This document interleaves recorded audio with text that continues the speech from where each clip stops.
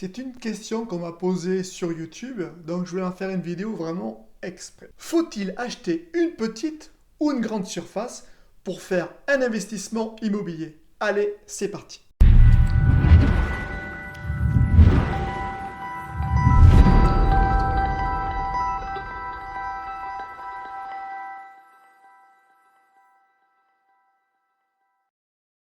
Avant toute chose, si tu ne me connais pas, je m'appelle Stéphane, je suis un investisseur immobilier depuis 2015 et je suis rentier immobilier depuis 2018. Cette question m'a été posée sur internet et je suis ravi d'en faire une vidéo exprès. Acheter une petite ou une grande surface? Déjà, la première des choses, tout simple, les pépettes.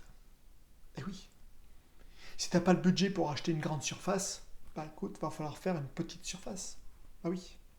Donc ça résout déjà un peu le problème. Si on te dit, voilà, tu n'as que 100 000 euros et que malheureusement les grandes surfaces commencent qu'à partir de 150, ben, tu feras une petite surface, hein, tout simple. Hein. Maintenant, on va partir sur un cas où tu peux acheter une grande surface ou tu peux acheter des petites surfaces. Genre une, deux ou trois petites surfaces par rapport à une grande surface. Et on va voir un peu les points positifs et les points négatifs de cela.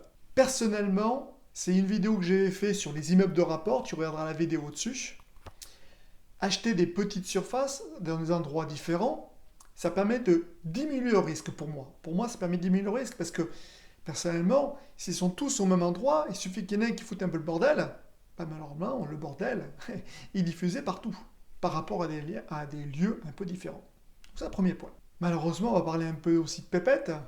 C'est que l'entretien des petites surfaces vont coûter plus cher qu'une grande surface. Dans les petites surfaces, tu risques d'avoir un peu une sorte de défilé de locataires par rapport aux grandes surfaces où là, c'est surtout des familles qui ont envie de se poser et qui vont durer plus longtemps. Donc là, pareil, ça va dépendre de ta stratégie, de ton pourquoi tu fais l'immobilier. J'ai fait plusieurs vidéos dessus, c'est intéressant que tu ailles les voir. Autre chose de point positif pour les petites surfaces, la revente est beaucoup plus facile et beaucoup plus rapide. Dans les grandes surfaces, donc je rappelle, les séjours sont plus grands. En tout cas des plus grands séjours parce que souvent c'est destiné à des familles. Autre chose aussi très important et qu'il faut connaître, si dans les grandes surfaces, le prix est moins cher. Et oui, plus tu achètes grand, plus le prix au mètre carré diminue. Donc c'est vrai, si tu peux acheter une grande surface et quitte la diviser, parce que c'est la division pour moi, ça c'est vraiment pas mal du tout, bien qu'après tu as tes 2 ou 3 divisions au même endroit. Donc, à voir. Mais ça aussi pareil, ça dépend de ce que tu veux faire exactement, est-ce qu'il est aussi possible de faire. Autre chose que je remarque, dans une grande ville, tu peux prendre une petite, moyenne, grande surface, franchement ça va fonctionner. Dans les plus petites villes, ou village, un studio, bah, bof. Ah oui, tu auras des personnes, hein, mais qui auront un revenu très faible, voire peut-être pas de payer, c'est pas une majorité, c'est sûr, mais tu risques d'avoir plus de problèmes. Donc c'est vrai, c'est un village, mais il va falloir faire au moins des plus grandes surfaces. C'est sûr, le prix est moins cher, mais à voir, donc à comparer.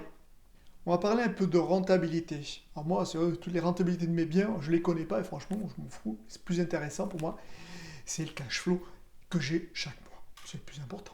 Donc tu vois, c'est très difficile de te dire oui, il faut prendre des grandes surfaces, oui, il faut prendre des petites surfaces. La personne qui dit oui, il faut prendre des petites, oui, il faut prendre des grandes. T'as vu ça où? Bah non. Non, non. Ça s'étudie. Chaque cas est différent. Donc déjà au début, bah, voir si tu peux acheter une grande surface.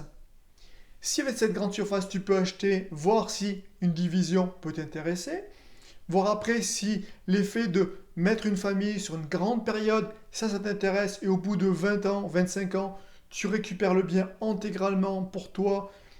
Ben, si c'est ta stratégie, vas-y. Si par contre tu as vraiment envie d'avoir du cash flow, ainsi de suite, ben, peut-être cette stratégie-là ne va pas fonctionner, en tout cas pour une famille.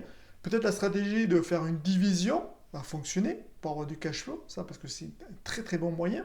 Faire une colocation aussi, mais ça aussi pareil, ça dépend du lieu. Donc tout ça, ça s'étudie. Donc il n'y a ni moins ni plus. C'est voir selon ce que tu veux faire et bien sûr ton pourquoi. Donc j'espère que j'ai pu t'éclairer un peu dans cette vidéo et moi je te dis à bientôt pour une prochaine vidéo. Salut!